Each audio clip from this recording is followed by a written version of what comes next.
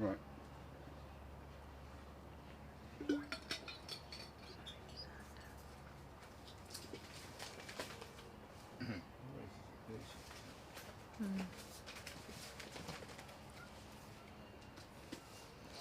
Well, we're back on water with the 500 metres, the men's, sorry, I should say the women's masters, excuse me, of K1 500 metres. We've got 3 paddlers in this. S. Alexander in lane 4 from Addlestone, S. De Bruyn from Norwich in 5, and C. Drummond from Reading in 6. So the first of the women's masters, which is great to see. Masters events ever developing. Of course, we've had some great world championships, including one a couple of years ago at Monte Morovello in Portugal, which was a great success. And as we've talked about, we've seen a lot of under-16 paddlers, some of which are 14 years old. We're now seeing those that are slightly older, but enjoying their paddling just as much. And it's great to see the family of canoe racing being so wide and including so many people. Sadly, we've also just seen a swan attack C. Drummond from Reading over the far side of the course. I hope she's okay. Oh. As we said earlier, I don't think the swans realised that regattas are back on. They've probably enjoyed a fairly quiet lake for 18 months, so yeah, that's probably a shock. You have to get a bit used to that. We have triathlons taking place on here, we have open water swimming events, you know, national regattas, lots that goes on. There's a great event here that's the National Relay Championships for Triathlon as well, always worth watching that one. And so, yeah, maybe the swans need to get a little bit more used to that. No, they've definitely got a busy calendar coming up in across June, July and August from what I've seen on the Serco calendar, so events are back on. It's so nice to see venues like this being used after the lockdown experience, but we've got a clear victory from the Norwich paddler here. Yeah, and you can see that S. De Bruyn paddling really well, isn't she? Very upright. You can see the rotation in the back. You can actually see the leg drive. Nice when they haven't got the spray on. You can see her pumping those legs, just keeping it really, really consistent right the way to and over the line. So good, great win for her. And of course, we've got lane 6 followed closely by lane 4, just coming up for the last 20 metres of their race now. So that is C. Drummond from Reading, will be followed through by S. Alexander from Addlestone. And it's really important to remember that these individuals, the masters, are role models for youngsters at their clubs.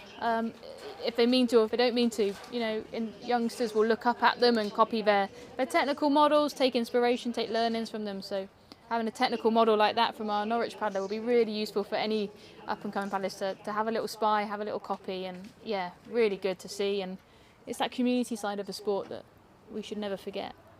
No, absolutely, and you're right, you know, one of the best ways people learn is by copying somebody else. So watch it, all you paddlers out there. You know, there will be other paddlers, maybe younger than you, watching what you do and perhaps trying to copy it. And that's what we've talked about before, that some of our Olympic athletes are so great at. They understand that responsibility. They turn up here at regattas, they sign autographs, they speak to people, they paddle on the water, and so other paddlers have got somebody to look up to and develop, because invariably with sport it's ever changing, ever developing, always evolving, and there's always another generation coming up through, and it's a responsibility of those at the top of the game to inspire and set that right example to other people.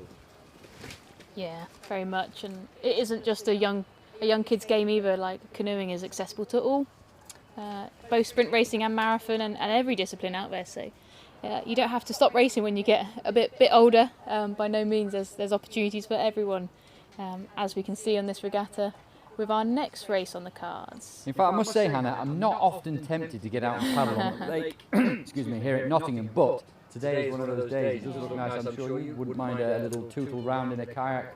No, a nice K4, as I said, that would be, it would be well good, drilled. That would be lovely on weather like this. Yeah, K4 running well, although I suspect for me, if I went in a K4, my idea of how it would run might be slightly different to what actually I managed to execute.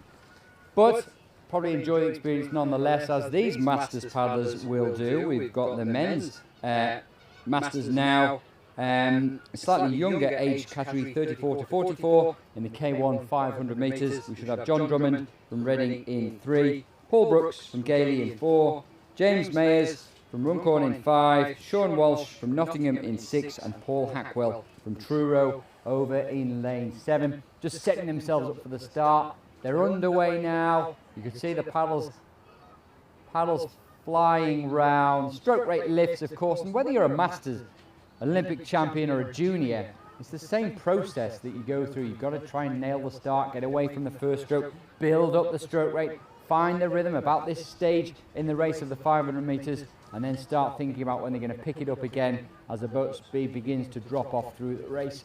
And then, of course, they've got the really painful section towards the end as they see the red buoys.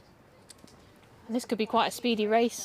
This is the youngest Masters category, so some of these guys are not far off their speeds that when they were younger. So it looks like a really competitive field from Sean over in lane 6 to lane 5, 4 and 3, all holding a good form as they're coming through that halfway mark. And we can just see the wind picking up there, which is going to take the edge off the feel that they have at the point with the boat run, the stroke rate, the execution that they're trying and wanting to do as they're starting to go through that 1 minute barrier of quite a lot of lactic acid being accumulated. But it's all about holding form and executing the final section of their race, trying to minimise any speed drop-offs. Yeah, and I think doing that very well. James May is 46 years old, so we're only talking 10 years older than Olympic champion Liam Heath. But James keeping the rhythm together, holding it together. You've noticed, Hannah, a little bit of a breath of perhaps a headwind. We'll see slowing the times down, stretching the race out. That pain's going to go on for slightly longer than maybe they expected if they thought the conditions were going to be the same as they were this morning. But just an afternoon breeze getting up to slow the paddlers down, but nothing putting James Mayers off his rhythm there. Coming through, he's got just a boat length over the paddler outside of him, Sean Walsh from Nottingham, the red vest of Nottingham there. First and second place for them. And then lane 3 coming through in third place. That will be John Drummond from Reading. He'll be followed by lane 4, Paul Brooks, and then we will see over in lane 7, Paul Hackwell from Truro, just making his way towards the line now. So well done to those Masters paddlers. Good to see both women and men racing in the K1 500 metres Masters. And we will look forward to, we should see, so we're due to have a Masters final. I'm not sure if that's going to go ahead. We'll see. I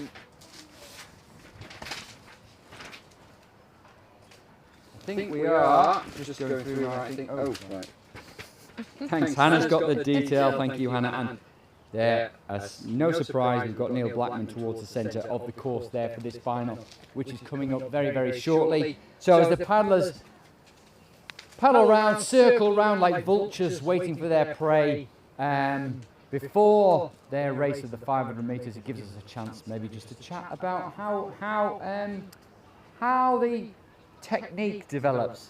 How do paddlers manage to develop their whole technique? Because it's a difficult sport, isn't it? We've got a moving water, so we've got a fluid, something that moves around. We're sitting in a boat, a narrow boat, which is difficult to balance. We've got our bottom on the seat, we've got feet on the footrest. How are we going to make the most of the fact that our hands are holding the paddle, our arms, the link to our arms, shoulders, down the way through the core, through to the legs, onto the footrest? How do we make that complex thing work? Yeah, and it is in 2 words, please, Hannah. in 2 words. Stable boat. Yeah, like that. Stable platform, sorry, stable platform. You can do a lot from a stable platform. And we've talked a bit about boats already. Everyone loves the racy boats. They look great, they're new, they're modern, and interestingly they've actually gone to a more stable design to help people execute the paddle stroke under fatigue, under pressure, under high forces and high rates. So I would recommend having the most stable boat that you can get away with, that you feel is the fastest model, and there are loads of options out there, but also doing stuff on the land. Take a wave out fluid platform and learn the patterning, the movements on an ergo, on a slider. We highly recommend them. But even just Swiss ball activities with a broomstick can take you a long way. Yes, there's so many moving parts on it, so quite complex for you to be able to balance all those things and maybe take one away. You can concentrate on one part and then put it all back in. It must be very difficult, mustn't it, for the youngsters that are out on the water, learning all those, so many things. You said earlier, maybe just 1 or 2 cues before the start, because we can only take in so much information, and yet youngsters are having to balance so many different things to get out on the water and to race. A real challenge. Yeah, it is tricky, and it takes time. We have also mentioned how long it takes for some of those guys to reach the top, and There is, you know, nothing more tricky to overcome and master than the technical model of a kayak, let alone the canoe. Yeah, we're just noticing the support crew of the Reading paddler down there in my old boat. That shows your old boat makes an appearance again. We might be able to see that, I'm not sure. But Hannah's old boat making an appearance there down by the pontoon. But isn't that lovely? We've got youngsters and friends and family supportive down at the pontoon there and enjoying the racing, enjoying the day. We better get back up to the start because we're already underway on the Masters 54 to 64 age group. So this is the Masters, Men's Masters K1 500 metre final. They've already done a lot of racing, but this is important. This is the final for them. We're starting in lane 2. We've got T. Mason from Nottingham. In lane 3, we've got D. Pemble from Addlestone. In 4, we've got R. Avery from Banbury. In 5, we've got Neil Blackman from Royal Leamington Spa. In 6, P. Gadd from Addlestone. In 7, R. Kent from Southampton. In 8, M. Blatchley from Nottingham. And in 9, P. Meters, also from Nottingham. So battle within a battle of the Nottingham paddlers over the far side of the course. But an interesting race here because we can see lane 7, R. Kent from Southampton, the red vest of Southampton, going particularly well at the minute. But also we can see Neil Blackman once again at or very close to the front of the field here. It's definitely between those two paddlers, isn't it? I think two different styles. Rich's stroke rate is dropping on the far side, so maybe he's gone off hard and he's paying for it now. And Billy's saved it for the end, that endurance element. He's got a lot of experience in the tank and he definitely looks like he's upping it and has drawn out a little bit of an advantage over Rich at this point. It's never to underestimate the fatigue that hits you about this point. You know, 20 to 30 seconds left of the race. It's still a hefty amount of time to keep the system moving, keep the boat moving. But yeah, Billy is chonking along there really nicely. He's definitely up the rate and he's allowing that boat to run really smoothly. He is, isn't it? It's very efficient and, you know, as we get older, we maybe lose some of that power that we had, but if you can use all of it effectively, you know, it works. And it seems to be working for Billy Blackman there as he comes across the line a long way ahead of the rest of the field. And a sneaky look round from lane 7, desperate for that finish line to come. That is R. Kent. Takes the second place, probably just ahead of lane 3, although it was close with lane 6, P. Gadd. So looks like third place was probably D. Pemble from Addlestone. And Tom Mason may have just got it all, I'm not sure. Mark Bletchley between the two guys from Nottingham having a little bit of a race off there as well. Well, that's good to see, isn't it? We can race, find a race within your race as well. Everybody's racing, everyone's pushing themselves, trying to improve on the last time they went out onto the water, be that an hour ago or for some of these paddlers 18 months ago, certainly as far as racing goes. Now we should have, I should say, I think we've got the next race, thank you Hannah, which is the girls under 18 K1 500 metre final coming right up. We saw some fantastic heat times in that, didn't we? I think it was less than an hour ago. You know, some really good times. It'll be a really good matchup between some of these paddlers in the middle of the course. And so an exciting prospect to look forward to, an exciting prospect for now, exciting prospect for the rest of the season, and hopefully for these paddlers for the years to come, and maybe in K1s, in K2s and in K4s, which I know is a great deal on the mind of the coaches currently, trying to make those crew boats work. Yeah, I think most of these girls have been out having competed in the K2 already, so big days racing for the junior athletes, but a great opportunity to go from race to race, strength to strength and learn again and again. But this will be a close race if I remember the heats correctly, so we'll be looking at the centre of the field with the Worcester paddler and the Norwich paddler, as well as the Scottish performance paddler. Yeah, but interesting, it won't, you know, and maybe quite nice for them to stay separate in the heats, but now we'll really find out when the pressure's on, you know, who's got it and who can deliver. What's great about this, I suppose, is the fact they're just racing, and, you know, not too much counts on this, although when you're young, sometimes it's very difficult to see beyond the next race, but they've got another opportunity in the next regatta, which is only a month's time, to then put themselves into contention for selection for the Junior World Championships, which will be in September. But for now, they're probably just thinking about the next stroke. Yeah, the first stroke out the bucket is so important, so crucial. You want to feel the connections, but you don't want to feel unsteady or wobbly. and you also want it to grip and lock and propel you forward. There's nothing worse than the bucket dropping and the stroke slipping and the boat not propelling forward, but your compatriots or your competitors either side of you having that jump on you. Although it is a single stroke, it can really sort of make or break the rest of the race from that psychological aspect that we talked about earlier on. And already underway now, so it's going to be fascinating, this one. So you'll be able to see them come towards the camera. Shortly we'll get a good idea of who got the best start, and we can see over perhaps lane 3 and 4 and 5 going well out of the start, but a crucial part of the race now as they settle in, keeping the rhythm going, just perhaps conserving a little bit of energy, but trying to maintain the run on the boat and perhaps just relax. And if they manage to do that, that could count as they get down to the business end towards the finish of the race, giving them just that little bit more energy, that edge to push on again if they need to.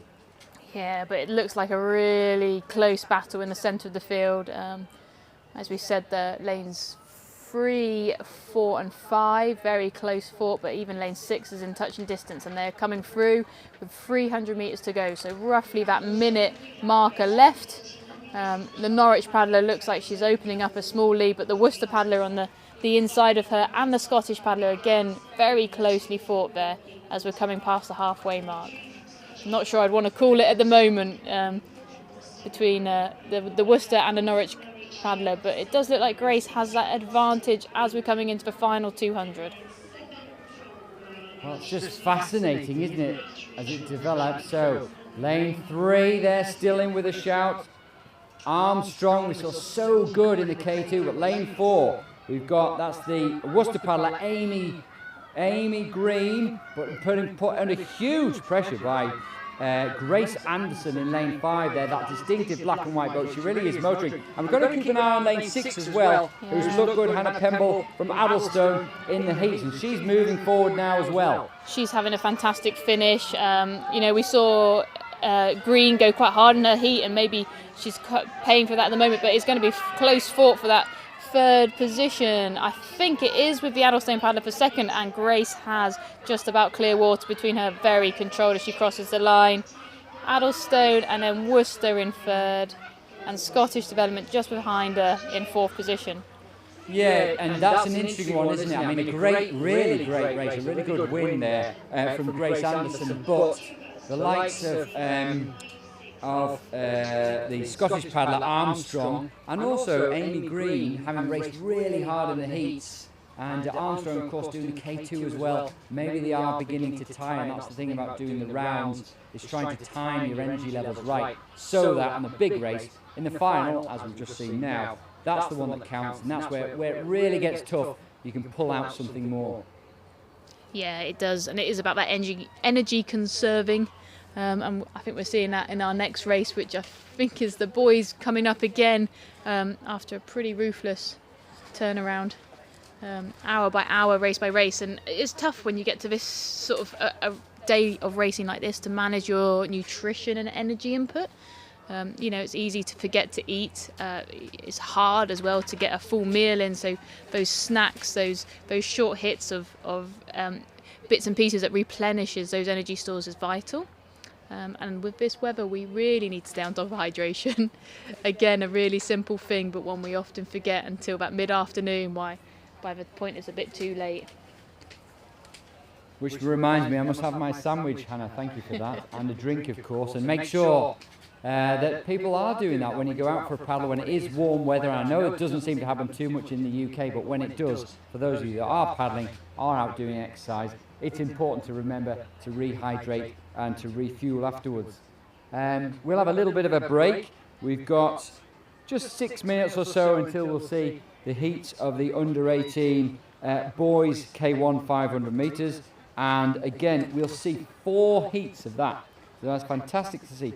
4 heats of the boys under 18 500 metres, but a wonderful final to finish us off that we've just seen, which was the girls under 18 K1 500 metres. A fantastic win for Grace Anderson, but also well done to Amy Green and Hannah Pemble as well, getting in the top 3 there.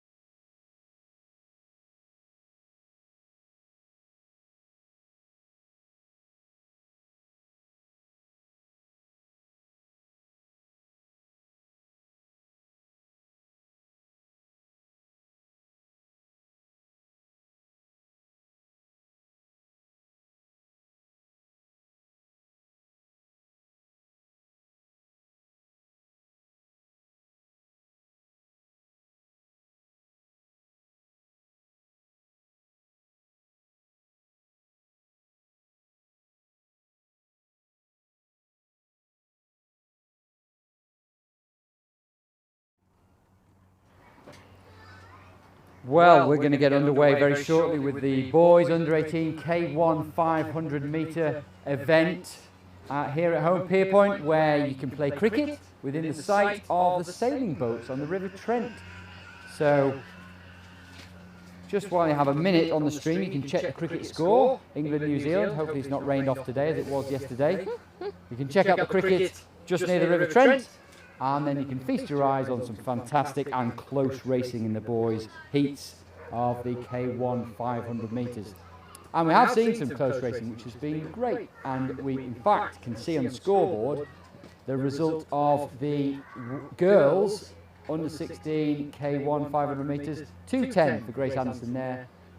B Pemble in 2:11 just behind, and then A Green 2:12. So good close racing, and one of the Armstrong sisters there, you'll see her other sister racing a little bit later, 2:14. So close racing there. Close racing in the under 18s. So we've got Christina Armstrong in the under 16s coming up later on. Oh, sorry, that's the under 18s. Under 18s, no, that's okay. So that's the old one. We'll see the younger one a little bit later. Well, that's exciting. We'll also already see some racing underway now. The boys under 18 K1 500. So the first heat, we'll see Ben Griffin in lane 1, Joe Railton in lane 2, Finley Topham in lane 3, Rory Dowling-Clark in 4, Zach Tarver in 5, Benji Cabrera in 6, Oliver Jackson in 7, Casper Srucker in 8, and Alex Ray in 9.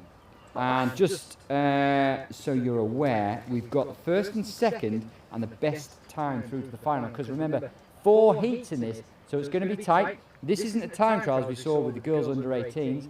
This will be about positions, but they have to get in the top 2 to be guaranteed of a place in the final.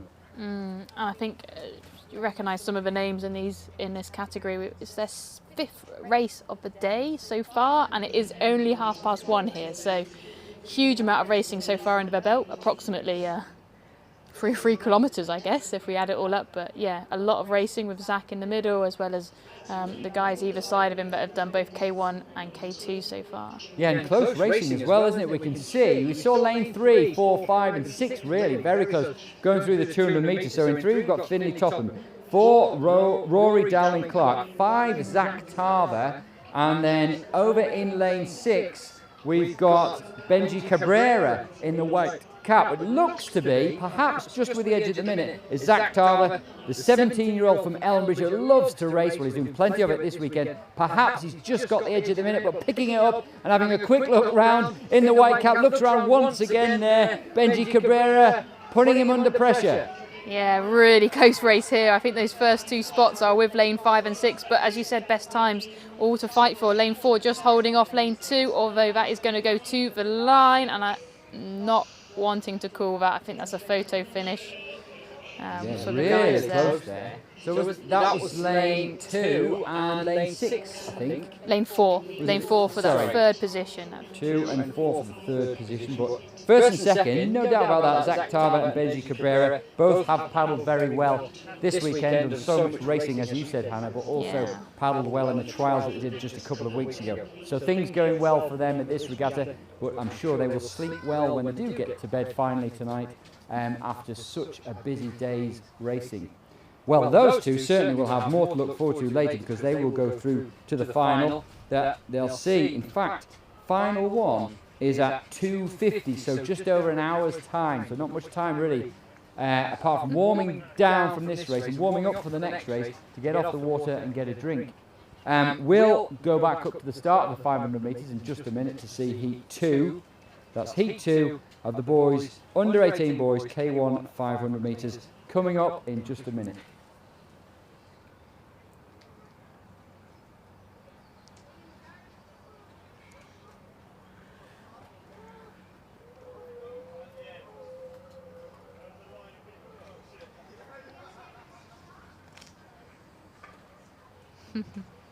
Just saw a little comment there, you may not have seen him, but that lane 5, Zach Tarver there, just coming in onto the pontoon, having a little chat, saying he noticed so many paddlers around him coming fast, coming quickly towards the end, so he just did enough to hold them off. But really close racing, which is exactly what we want to see, of course, in the 500 metres.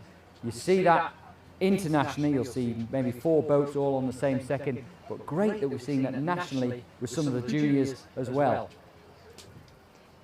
Yeah, you can see he's taking on hydration as well, really, really important, and good to see that his support crew, maybe coach, maybe family member, maybe friend, we don't know, helping him out there. But he barely looks out of breath. Yeah, 500-metre race, he was and able to chat pretty soon after the finish line, and that's impressive because, you know, if it was me, I'd still have my eyeballs out on the deck at this point in time, having exhausted myself getting over the finish line. But, well, he's just shown what a quality paddler he is. Lovely boat there as well. That looks like a really nice new boat he's paddling, doesn't it? Yeah. Yeah, one of the new models of the Nello Sete. Again, going for that stability. A couple more weight ranges offered with this model. So. Yeah, interesting as well that you talked about stability, Hannah, and it sort of goes round in circles, doesn't it? You know, the boats become more and more unstable till people realise, actually, I can't paddle this properly. I want something really stable. And some of the paddlers really throw their weight around in the boat, don't they? And swinging their weight across sideways slightly as well as forwards from the blade. So they need a stable platform to be able to do that. Yeah, really useful to be able to not lose energy, so energy leakages from the outside, from that sideways movement, but also that rotation element of the stroke is massive, so it's a subtle blend of forward and sideward movement to propel the boat as fast forward as possible, but it is a balance, and we do see some differences in techniques, and we talk a lot about that efficiency, but also we want to keep that movement. It's not just arm push pulley, that's not going to get us down the course as fast as a good rotational open stroke that involves the legs and the hips. Yeah, and then to get it swinging, some of the best paddlers, certainly over longer distances, really manage to swing their whole body into it, don't they? So they're actually using momentum rather than just pure strength. Yeah, I have been told off for using swinging as a terminology.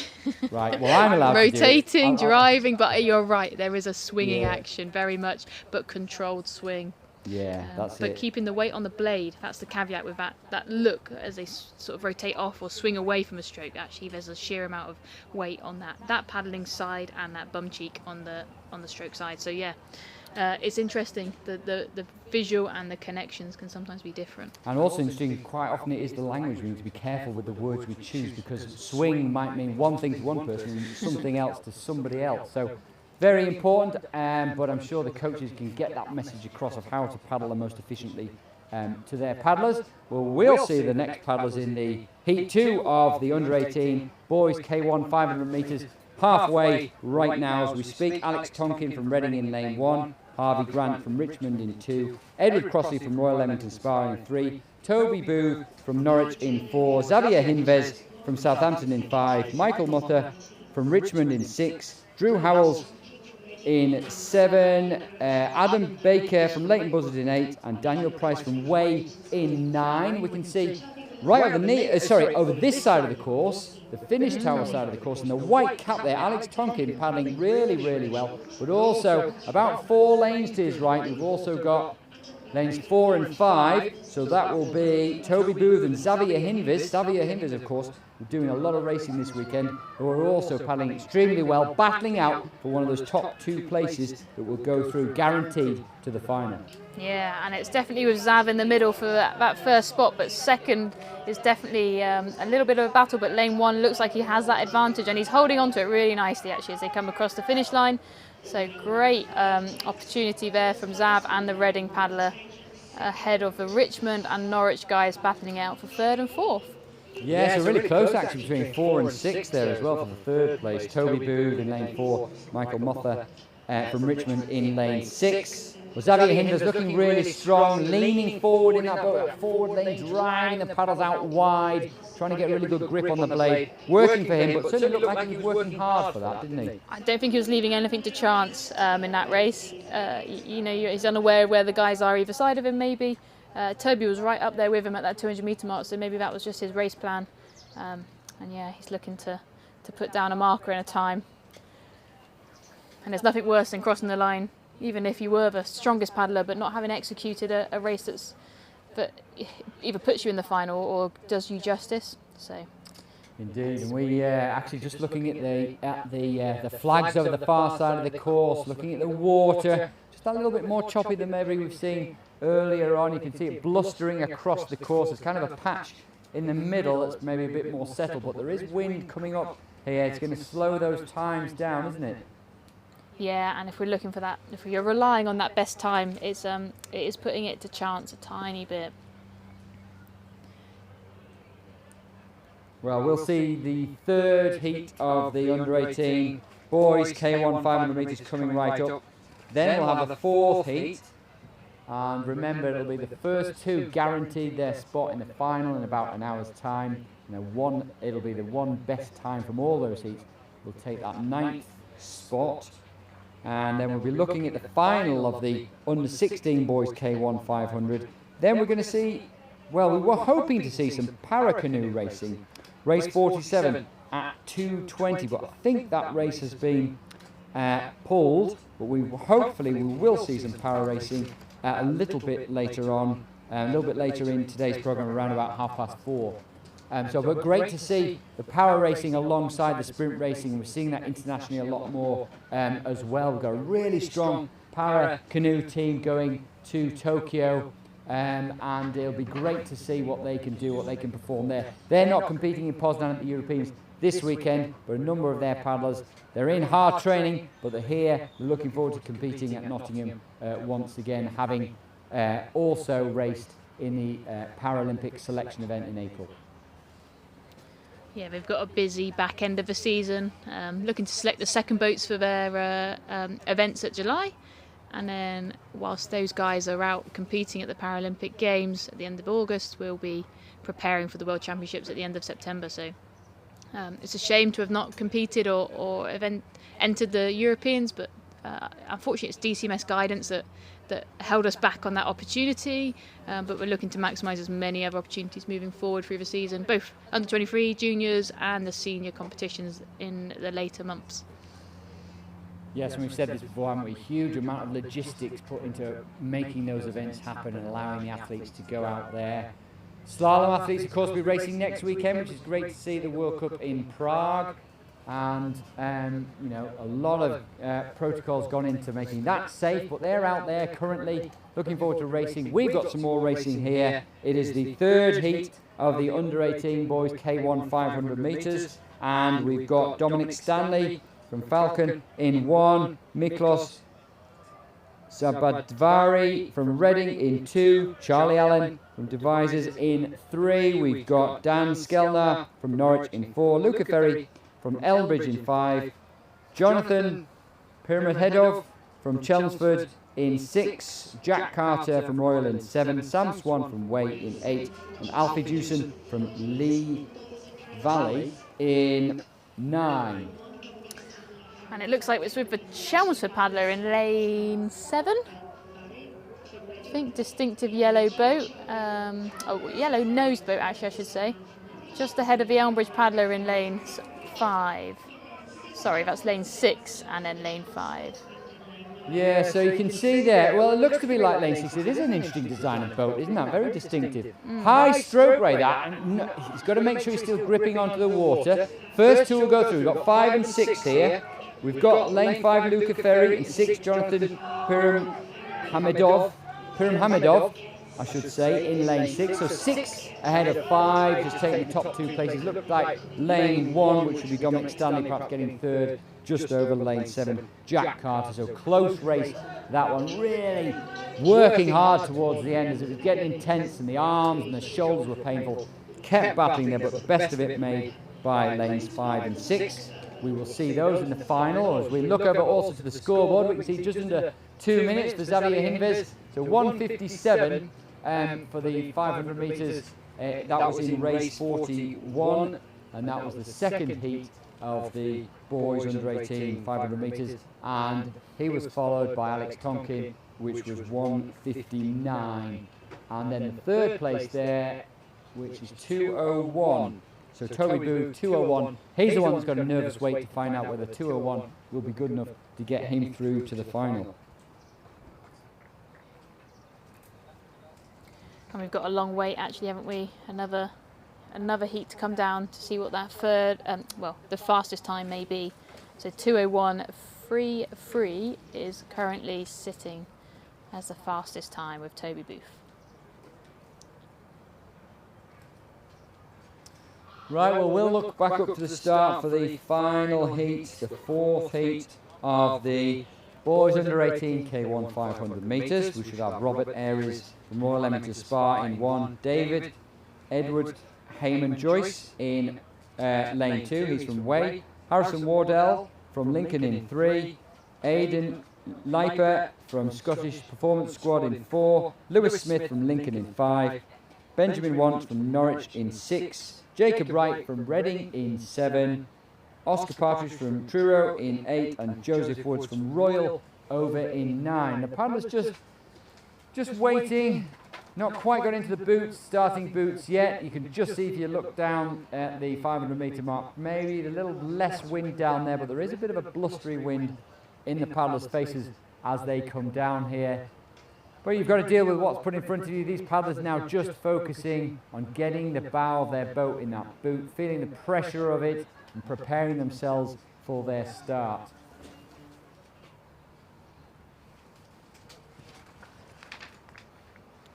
And I know that it's a fantastic venue we've got here, especially in these conditions at Home Pier Point. Full 2,000 metres of racing. We see a number of rowing events on here. Canoeing events, of course, taking over 200, 500 and 1,000. But the Sprint Racing Committee is certainly very keen to support more racing on rivers, on shorter courses, on different venues, maybe some knockout racing as well, just to give paddlers more of an experience and opportunity to race. So important to develop the skills that they are using today. Thankfully, they're going to do an actual race at the National Water Sports Centre today, but it's been such a long wait for them. We want to try and promote more racing over different distances and different styles in the future. So we've got, as we said, the fourth heat of the boys, under 18 boys K1 500 metres. Looks like lane 1's got away to a good start. That's Robert Aries over in lane 1. And then lanes 4, 5 and 6 also going well. Aidan Leiper in 4, Lewis Smith in 5, Benjamin Want over in lane 6. Remember, it'll only be 2 that are guaranteed to take their place into the final. And lane 1 very much doing his own race here on the far side, as lane 6 and 7 have 5 and 6 have a bit more of a battle head to head against each other. So it's all to play for. But it does look like the centre of the course has a slight advantage at the moment, with lane 6 taking out a tiny bit of a lead. We see a very long stroke from lane 6, so nice, well connected, really driving round throughout that water phase, compared to a slightly shorter but higher rate in lane 5. So again, 2 styles, both at the leading edge of the race. Not saying there's one that's better than the other, but no, it's what works for them, isn't it? It's certainly working for Benjamin Want from Norwich at the moment, really driving, pushing against what is now a headwind, but is not put off by that. Continues to drive his legs, to work that body, to rotate rather than swing all the way around that paddle stroke there. And actually a big gap between him now, which really opened up over the last 100 metres between him in lane 6 and Lewis Smith in lane 5, who takes second, and third place Adrian Leiper in lane 4. He'll have a wait to see whether it's good enough to get him through into the final. Yeah, and maybe that headwind, that style of stroke in the headwind creates that strength across the system that keeps the boat running nicely and smoothly. Up in the rate with a slight wind could also zap out that tiny bit of connection and energy that they may have, and again, what works for someone might not work for someone else, but interesting to see different styles.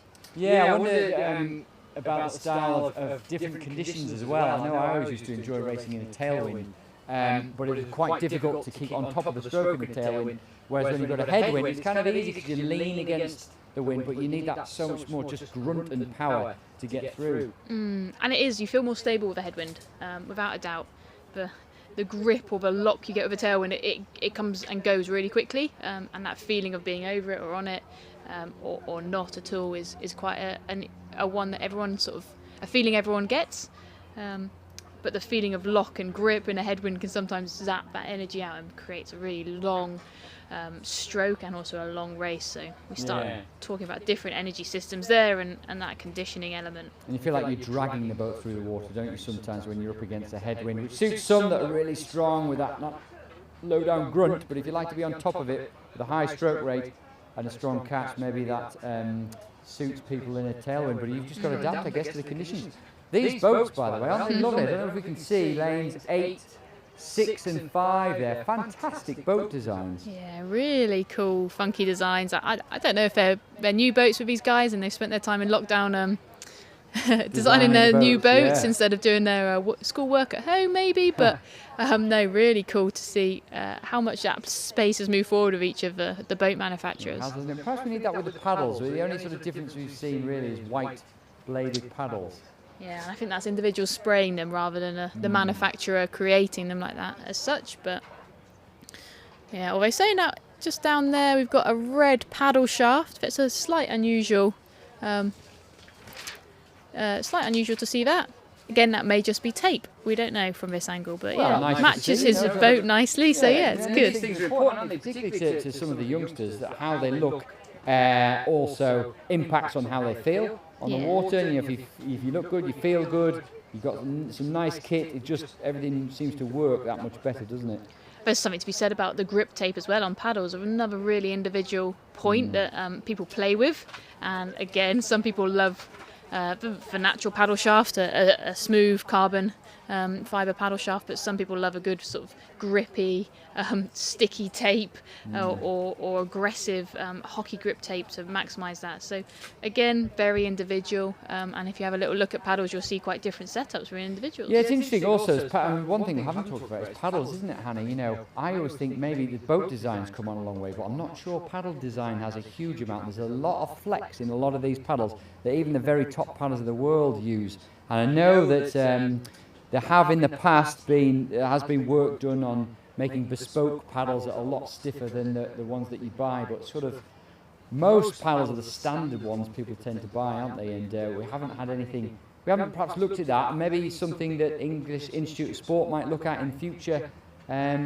Developing that area, because that's the connection between you and the water, isn't it? Yeah, and there's been a couple of little projects in the background about super stiff shafts, and actually Yantex have pulled out a new model this year called the One. To put it into perspective, it's just a single piece paddle, so there are no joins. The paddles cannot be taken apart at any point, so you need to be pretty accurate at what your setup is, length and feather. But there are experiments going down for that single piece work, and some of the guys, I know Johnny and Liam, have definitely,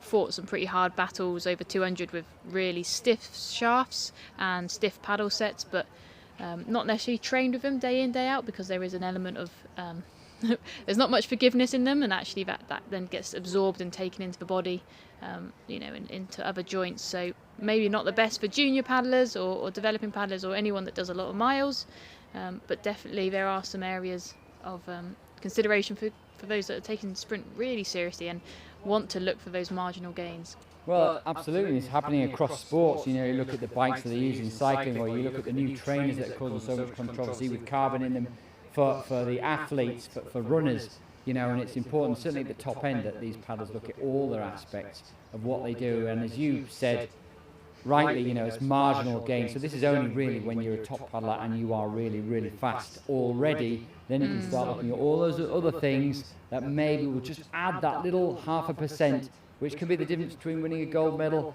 and a silver one. Yeah, but never forgetting the big stones, nutrition, sleep and training, actually. There's a huge amount of gain to win there, rather than looking at those tiny margins of a lovely shiny boat and a new set of paddles. For the majority of paddlers, I'd say. Yeah, even at the top end, nutrition is still one of the biggest performance wins. Nutrition. Why do we need to eat the right foods? And this is about getting the right fuel into your body. Is it about recovery? It's a bit of everything. I think the sport is physically demanding. We talked about speed, power, endurance. I'm sure everyone out there knows the training is pretty ruthless and relentless, and we do a lot of it as a sport. We're not often let's do one session today and give it 2 days until the next one. We're out often once or twice a day, either in the gym or on the water, or even cardiovascularly sort of running, cycling, swimming, and all that requirement. All that means we require energy, and energy through sugars, fats, and proteins to keep the muscle bulk there. Yeah, it's an interesting combination, particularly if you're a 500-meter paddler, let's say, because the sheer muscle power must matter so much, and yet you're also aerobic. You might be swimming, you might be running, you'll be doing aerobic paddles as well. So you're trying to balance, protein and supporting your muscle development, but also trying to keep aerobically fit. And perhaps those two have very slightly different demands as far as nutrition goes. Yeah, and if you talk to any sports scientist, it's probably a complete nightmare on paper to try and combine muscle growth, muscle development, muscle strength, maintenance on top of aerobic conditioning, stimulus, and you are blending a really fine sort of balance of the two. We talked about those guys that have a bit more preference at the speedier end compared to the endurance end, but both of those types of athletes need a blend of the other to balance out over 500. So it is often that down to the coach's eye and the coach's sort of thought process of how to include both within a plan that means that one doesn't take away from the others, but you build and develop both areas, especially for sprint racing. Well, it's interesting, isn't it? Just in one day, we've talked about equipment, we've talked about boat, we've talked about paddles, we've talked about the training, we've talked about technique, we've talked about racing, the psychology, food. There's so many different elements to it. Fascinating. And please comment, those of you that want to put a constructive comment onto our YouTube channel, please do. Maybe we'll get the opportunity to discuss something else. I'm just looking over the scoreboard now where we can see, I think this was the final race in the boys under 18 K1 500 metres. That was race 43, and it was a quick race, that one. So won in 1:57 by Benjamin Want, and the third place there is Adrian Leiper with 2:05. I'm not sure. I don't think that's going to get him through, because I think it was Toby Booth in Heat 2 had a quicker time, but they'll be able to confirm that, won't they, once the draw is released, and we'll let you know that as soon as we can. We'll give you that information. We already have another race here, which is the final of the boys under 16 K1 500 metres race underway already. Yeah, and we've got F. Lewis from Scottish Performance in 1. We've got H. Cook Bailey from Nottingham in 2. M. Kabir from Woking in 3. Gabriel Popham Coverley from Falcon in 4. Harry Freeland from Reading in 5. We've got D.O. in 6. D.O. from Richmond now. Apologies, we'll try and get that information to you shortly with a little bit more detail. We've got Kay Arian from Falcon again in 7. We've got A. Morley from Way in 8. And we've got Jay Nelson from Reading in 9. As we can see them, 250 metres done, 250 to go, approaching the 200 metre mark. Looks to be like 4, 5 and 6 are still in this game, but it's very close at the moment. Yeah, I'm not sure if lane 4's just got the advantage at the 200 metre mark, but it is close from lanes 1, 2, 4, 5 and 6 at the moment. So it is exciting and all to play for in these final 150 metres of the race. We've seen some pretty stonking performances from the Nottingham paddler of Hayden Cook Bailey, so see if he's got that finish like he did in his heat. But we are maybe in the centre of the course with lanes 5 and 4 and 6 going toe to toe. And here comes 5. You can see, I've just noted to pick up his stroke rate now, but it's Dylan O'Connor that we didn't get the name right. Apologies, Dylan, but he is really driving hard now. But lane 4 beginning to have a go. Gabriel Popham Coverley is coming back at them, but has he got enough? It looks like lane 6 is going to hold on. Lane 4 second, and Harry Freeland in lane 5 is going to take third place. So fantastic racing there. Wonderful race from the red and white kayak in lane 6. That was Dylan O'Connor from Richmond. Really strong towards the end, and a fascinating race to see over the last 100 metres. It was any of those 3 boats that could have taken the win there. And you're literally talking 10 centimetres of victory there. And we go to stroke rate and DPS. If you can get a couple of centimetres per stroke more over a couple of strokes, that gives you that 10 centimetre advantage straight away. But it's easy saying that with on paper and in the calculations. When you're out there in the final seconds of that 2-minute race, that is a tough place to be. Thinking about those small margins, those small executions. But yeah, massively one of the closest races or finals we've had so far. So pretty amazing to see. And these guys had to properly race in their heats to get to the final. So don't forget about the the hit they're going to have got there and that's a good point. Something yeah, again. it was a time trial, wasn't it? They had to do the best time they possibly could to get through there. So they've done 2 hard races within an hour. Many of these paddlers racing other races as well. So really impressive performance. Great to see close racing right the way across the whole final, wasn't it? And under 16 boys, a really closely fought, fantastic race. Paddlers paddling very, very well with good technique.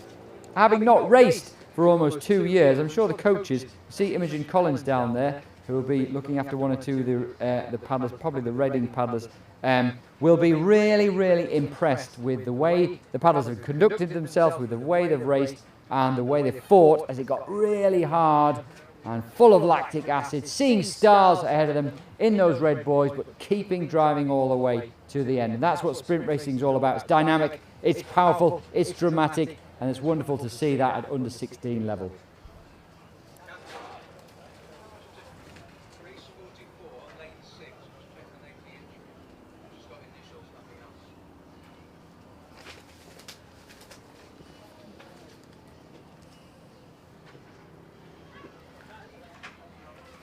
So we've got final 2 coming up of that event, the under 16 boys. It's pretty impressive to see such competitive fields in the under 16s out here. You know, that full heats leading to 2 very competitive finals. So they're off and out of the start buckets so far, and it could be anyone's game by the looks of from our angle, but we're on the roof looking over the course. Sorry, and apologies, I'm just looking across at the scoreboard actually, and they've put the first race of the boys under 18 K1 500 metres, which looks like it may well have been the fastest race. Zach Tarver 157, Benji Cabrera 157, then R. Dowling Clark 159, so that may well be the fastest. That looks like it's the fastest time so far, definitely the fastest heat we've seen. Yeah. Right, well, back to this race. This is the second final of the boys under 16. K1 500 metre race. We've just seen a fantastically close race in final 1, but this one, Hannah, looks like it's developing also into a close race. We've got lanes 3, 4 and 6 all within a shout here. Yeah, it does look tight. We've got Nottingham paddler in lane 3, Hugh Singleton holding the Leighton Buzzard paddler in lane 4, across to a Royal Leamington Spa paddler, I think paddling in Philip Miles' old blue boat by the looks of it. Another fantastic paddler that the club has produced. But yeah, really closely fought between these guys, and we have about 150 metres to go, so we're at that point where the lactic acid is burning through the system, burning through the muscles, so it's all about keeping the stroke nice and long. And you can see the Nottingham paddler's got a really nice long open reach using that rotational element. But I do think it's the Leamington Spa paddler that is driving down in that blue boat in the middle of the course. He is, isn't he? But he's sort of come across, it looks like he's beginning to paddle through treacle, which is how it feels at this part of the race. He knows the others are coming to get him. Has he got enough in the tank here to keep powering towards the line against that headwind, knowing that they're coming at him strongly? But lane 3, lane 5 now coming for a late charge. Lane 5 has had an outrageous finish there, and that is a close finish, which I think Nottingham over Southampton, over Leighton Buzzard for that second, third and fourth position. But yeah, wow, what a finish by Zav Himvis's brother, Andre, Mini Himvis, really took it to him in that final 100. Maybe left a bit too much, because he was much further back at that halfway mark. He might learn from that, mightn't he, and take that in the feedback, because if you looked at him at the 200 metre mark, you wouldn't have put him in the top 3, but then he came through really strongly. But it's timing it right. It's where you finish on the finish line that matters, isn't it? You know, and trying to time your race right for that really difficult job in the 500 metres to do. But yeah, great to see another fantastic race. That's the second final in the boys under 16 K1 500 metre race. So 2 really packed finals, really interesting, fascinating racing. And well done to all those paddlers. And we look forward to seeing you at the next regatta in early July. Well, we'll have the girls under 16 K1 500 metre final coming up very shortly. We saw some good, really good qualifying in this. Christina Armstrong saw a sister race earlier. We've also got in this one, we'll also see Rosa from Way and Bethune from Elmbridge. Those both paddling very, very well. Greta Rosa already done well in this regatta so far. A lot of paddlers doing a lot of racing, but that's what the junior coaches wanted. The more they ask themselves questions, the more they find out about themselves. And they find most about yourself when you put under that pressure of racing. And they're under the pressure now of the starter's orders. They'll be getting their bows in, their boots for the start very, very shortly, preparing themselves mentally, just perhaps taking that moment of calm, that deep breath before it all happens, it all kicks off and the racing begins. And this will be a close fought final, I think, between the Way and the Scottish paddler in lanes 5 and 6. We saw some pretty speedy times from their heats, so lining up next to each other will be a battle in the middle of the course. But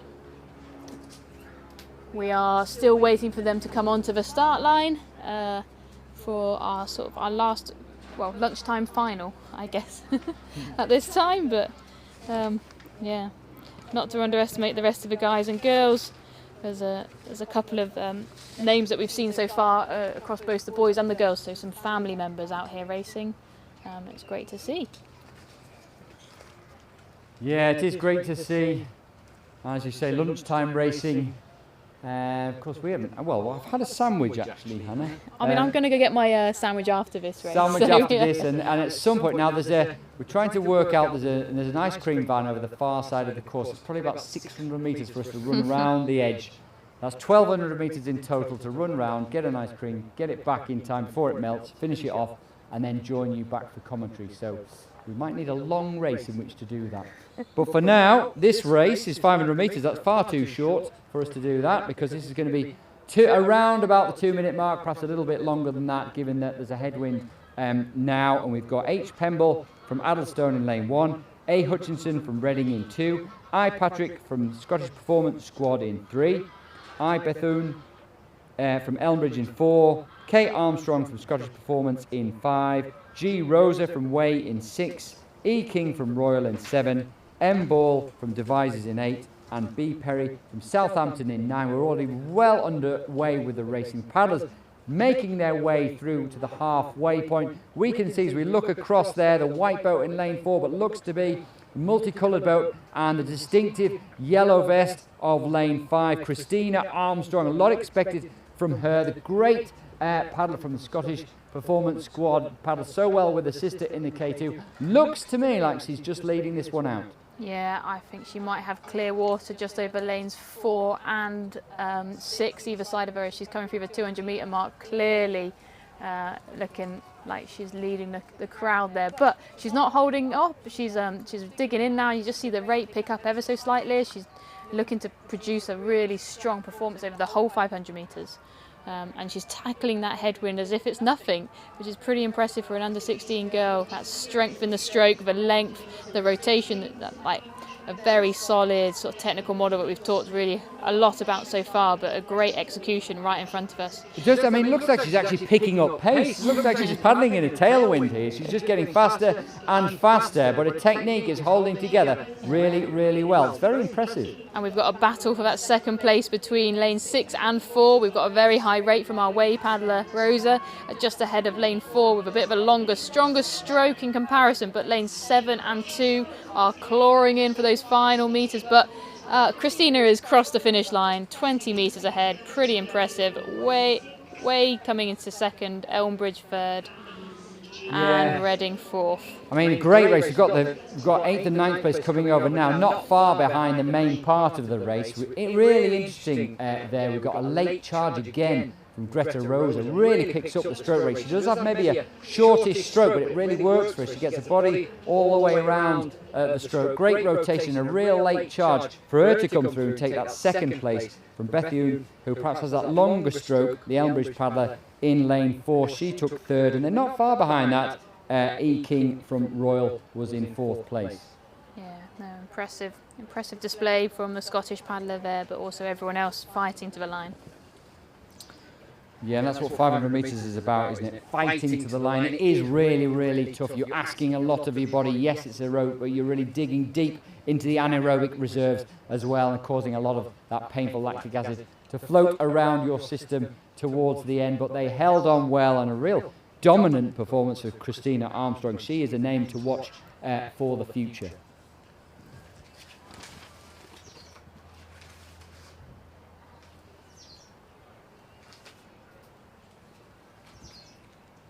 Well, we'll have a little bit of a break. As we said, we've got a few minutes before what was going to be a para-canoe race, but we're not having that para-canoe race now, so we will be back shortly at around about 2 with the first heat of the under-18 girls 200 metres. So we're going for the shorter distance, the first orange set of boys 200 metres, so around about the 45-second mark perhaps for these under-18 girls. We'll see what it's like in these conditions, but it'll be good to see some short racing. We'll bring that to you in about 10 minutes' time.